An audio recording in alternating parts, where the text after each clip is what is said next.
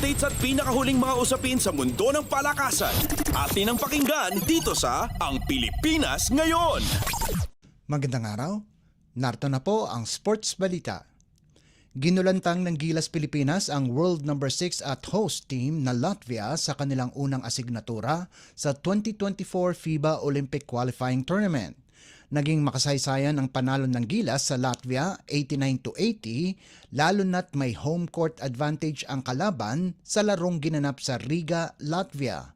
Pinangunahan ni naturalized player Justin Brownlee ang Gilas sa nagawa nitong halos triple-double na may 26 na puntos kasama pa ang 9 na rebounds, 9 na assist, 1 steal at 1 tapal, habang impresibo din ang ipinakita ni 7'3" Kai Sotto na nakagawa ng 18 markers, sahog pa ang 8 rebounds, 1 assist at 1 tapal.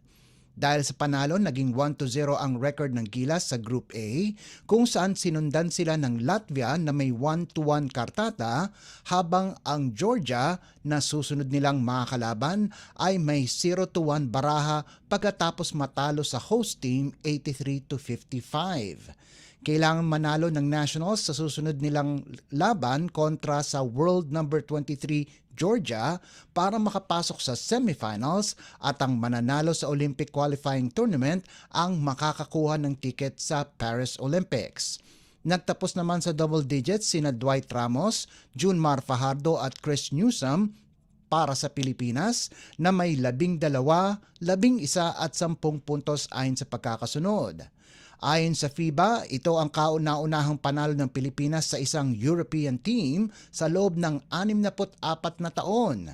Ang huli ay noong 1960 kung saan natalo ng Pilipinas ang Espanya sa Rome Olympics. Updates at pinakahuling mga usapin sa mundo ng palakasan. Atin ang pakinggan dito sa Ang Pilipinas Ngayon. Nadagdagan ang delegasyon ng Pilipinas ilang linggo bago magbukas ang 2024 Paris Olympics. Sinabi ng Philippine Sports Commission o PSC na ang mga hurdlers na sina John Cabang Tolentino at Lauren Hoffman ay kapwa nakakuha ng ticket sa Summer Games. Si Tolentino, isang Pilipinong atleta na naninirahan sa Espanya, ay kasalukuyang may hawak ng national record sa men's 110-meter hurdles na nagkwalipika sa oras na 13.37 seconds. Ito ang kauna-unahang partisipasyon ni Tolentino sa Olympics. Nakopo ni Tolentino ang bronze medal sa Asian Indoor Athletics Championships at sa 32nd Southeast Asian Games. Bukod kay Tolentino, nakakuha din ng ticket si Hoffman sa Paris. Nagkwalipika si Hoffman na nakabase sa Estados Unidos sa women's 400-meter hurdles. Nakuha ni Hoffman ang Philippine national record sa naturang event sa oras na 55.72 seconds at nakuha din ang silver medal sa torneo na ginawa sa Amerika. Rinepresentan niya din ang bansa noong Asian Games sa Hangzhou, China, kung saan nagtapos siya sa ika-5 pwesto. Sasamahan ni Tolentino at Hoffman si world number 2 pole vaulter EJ Obiena bilang delegasyon ng bansa sa athletics. Kasalukuyang may 22 atleta na ang magre-representa sa Pilipinas sa Paris Olympics na nakatakdang magbukas sa Hulyo 26. Updates at pinakahuling mga usapin sa mundo ng palakasan. Atin ang pakinggan dito sa Ang Pilipinas Ngayon.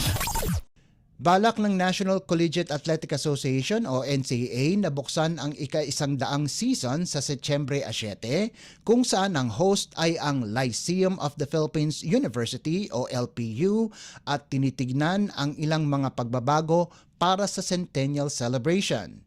Sinabi ni LPU Athletic Director and Management Committee Chairman Hercules Calianta na nasa proseso na ng pagsasapinal ang NCAA para sa plano nito sa 100th season.